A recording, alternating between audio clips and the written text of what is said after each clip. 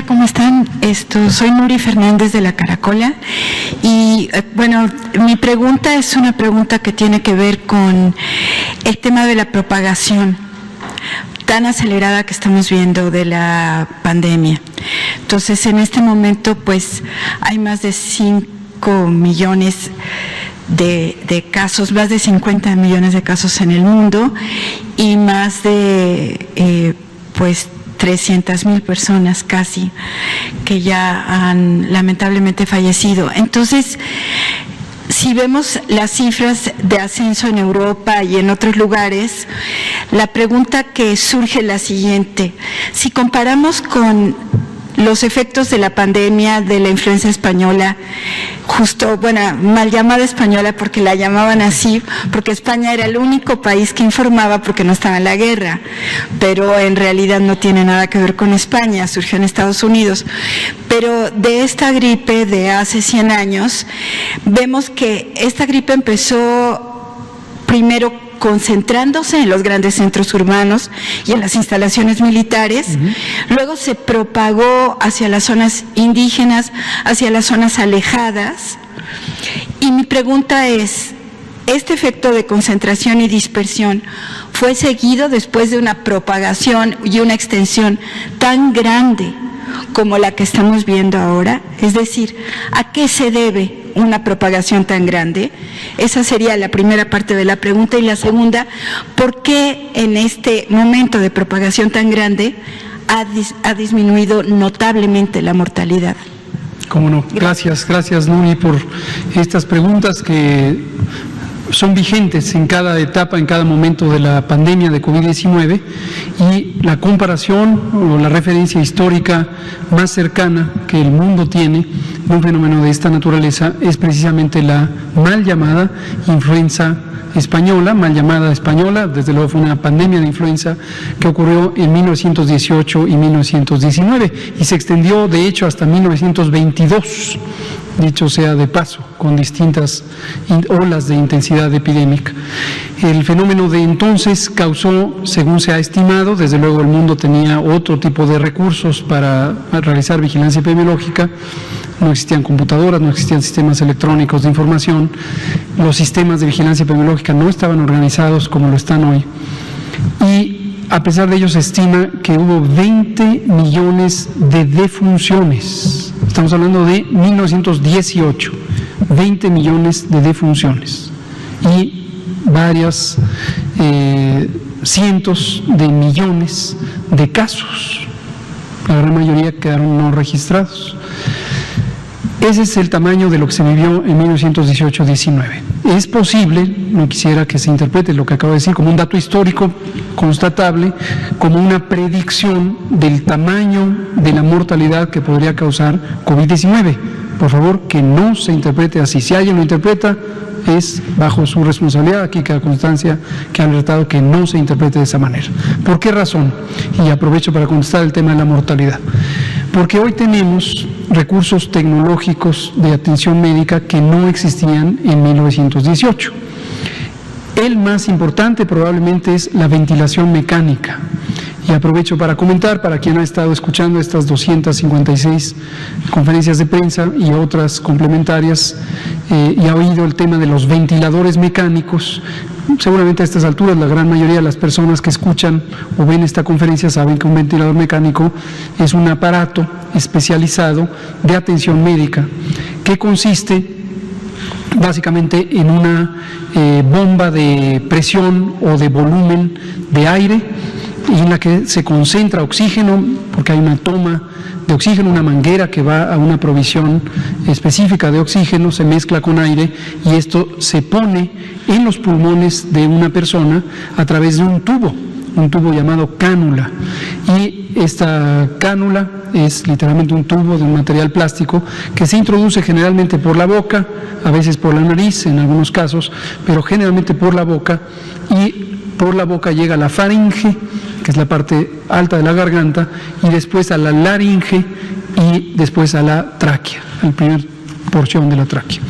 El propósito de este aparato es forzar la entrada de aire con mayor concentración de oxígeno, generalmente que la habitual. El aire ambiente tiene 21% de oxígeno, a veces en este procedimiento se puede llegar hasta 40% de oxígeno, y que este aire entre con cierta presión adicional a la presión atmosférica o con un impulso de volumen de aire que entra. ¿Para qué? Para que ese incremento de la presión en el aire que circula en todas las vías respiratorias, tráquea, bronquios, bronquios secundarios, bronquios terciarios, en fin, ramificaciones, bronquiolos, y finalmente la parte final del aparato respiratorio, que son los alvéolos, unos pequeños saquitos microscópicos en donde el oxígeno entra hacia la sangre y de la sangre se extrae dióxido de carbono. Al entrar con mayor presión se logra la capacidad de que el aire transfiera oxígeno y el oxígeno se transfiera hacia la sangre y a su vez de la sangre pueda oxigenar todos los tejidos del organismo. De no usarse este aparato en una persona que está críticamente enferma, que tiene ampliamente afectados los pulmones por un proceso de inflamación, pues la persona puede perder la vida. Y este aparato se inventó en la segunda mitad del siglo XX. Antes no existía este tipo de aparato, existía otro diferente que se llamaba pulmotores, en donde por un mecanismo de vacío las personas se les movilizaba el tórax cuando necesitaban asistencia ventilatoria y con eso se lograba igual incrementar la presión del aire que entraba, pero era una tecnología muy diferente. Esto es una parte muy sustancial que seguramente hace una gran diferencia respecto a el impacto que tuvo la epidemia de influenza en 1918 y 19. La pregunta es muy relevante porque en esta segunda oleada epidémica hemos visto una menor mortalidad, o más exactamente letalidad. La diferencia entre estos dos términos es un aspecto técnico, pero la interpretación es importantísima. La letalidad es el riesgo de morir si se padece una enfermedad, en este caso COVID-19. La mortalidad es el riesgo de que una persona en una población determinada muera por esa causa. Entonces, hemos visto que la proporción o la razón de letalidad es menor para varios países en este segundo ciclo epidémico. Y hay varias razones que están siendo analizadas, algunas tienen que ver, y aquí lo quiero destacar para México, con una mayor prontitud de acceso a los servicios de salud. En la primera fase de la epidemia en varios países y a lo largo de la epidemia en México hemos identificado este problema, es un problema, de que las personas por distintas razones no quieren ir a los hospitales. Y algunas, por supuesto muchas más, iban a los hospitales. Y pueden haber dos factores que me interesa comentar con la población. Una es la percepción de que la enfermedad no es grave.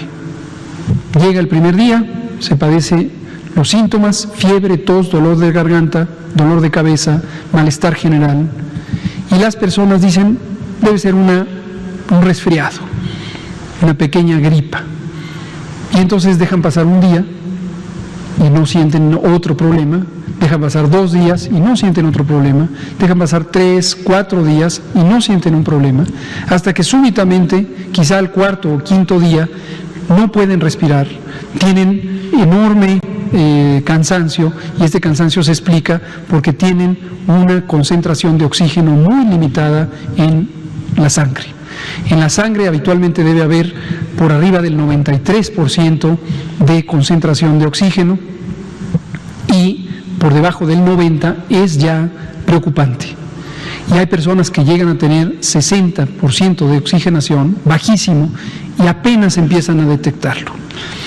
Y entonces cuando se acercan a los hospitales para pedir atención por primera vez, es demasiado tarde. Y es demasiado tarde porque a lo largo de esos 2, 3, 4 días, el organismo ha estado sufriendo por falta de oxígeno. Las células del cuerpo, todas las células del cuerpo, necesitan oxígeno todo el tiempo. Y entonces necesitan tener una concentración suficiente de oxígeno. Si no se tiene ese oxígeno en concentraciones adecuadas, entonces se empiezan a dañar las células, los tejidos, los órganos. Hay órganos particularmente sensibles como los riñones y entonces si los riñones están en esta falta de oxígeno, médicamente le llamamos hipoxemia o hipoxia, entonces no hay un funcionamiento adecuado, hay daño y los daños pueden ser irreversibles. Y esto lleva a que las personas a los pocos horas a veces o días de haber ingresado al hospital fallezcan. Y se crea una sensación equivocada ciertamente, en donde queda la percepción de fue al hospital y se murió, como si fuera el hecho de haber sido hospitalizada lo que le causó la muerte, cuando no es así. El problema es que llegó demasiado tarde y ya había muy pocas oportunidades para tratar a la persona. Y reitero, lo hemos dicho muchas veces, casi diariamente, por eso hacemos el llamado: si usted es una persona que vive en México y tiene fiebre, tos, dolor de cabeza, dolor de garganta, piense que su primera posibilidad es COVID-19. Hay una amplia posibilidad de que sean otras enfermedades, pero es mejor que piense en una enfermedad grave que hoy nos aqueja en forma epidémica. Y segundo, si además de tener esos síntomas y ya piensa que pudiera tener COVID-19 o su familiar tuviera los síntomas y piensa usted que tiene COVID-19, pero además tiene 60 años o más de edad, o tiene diabetes, hipertensión, obesidad, tabaquismo, enfermedad pulmonar crónica, enfermedad cardíaca crónica, inmunosupresión, cáncer, vive con VIH, que son condiciones que aumentan el peligro de complicaciones, no se espere, por favor, vaya al hospital, que le valoren y que le revisen, posiblemente le hagan algunos estudios de laboratorio o de imagen y determinen que pudiera estar teniendo una complicación de COVID-19, la forma grave de COVID-19. Si usted llega temprano al hospital, temprano no de horario, sino a los pocos días de que inició con sus síntomas, deseablemente no más de 24 horas después de que inició con sus síntomas, hay todavía mucho que se puede hacer, y entre lo que se puede hacer es que usted reciba oxigenación sin necesidad de intubación, sin necesidad de este aparato del que estamos hablando, sencillamente con una mascarilla que tiene una concentración mayor de oxígeno, va a recibir hidratación, seguramente con una solución intravenosa, va a tener otros cuidados. Si usted tiene enfermedades crónicas, le van a controlar las enfermedades crónicas, y eso puede hacer toda la diferencia, regreso a la pregunta, de la letalidad, la posibilidad de un desenlace fatal por COVID-19.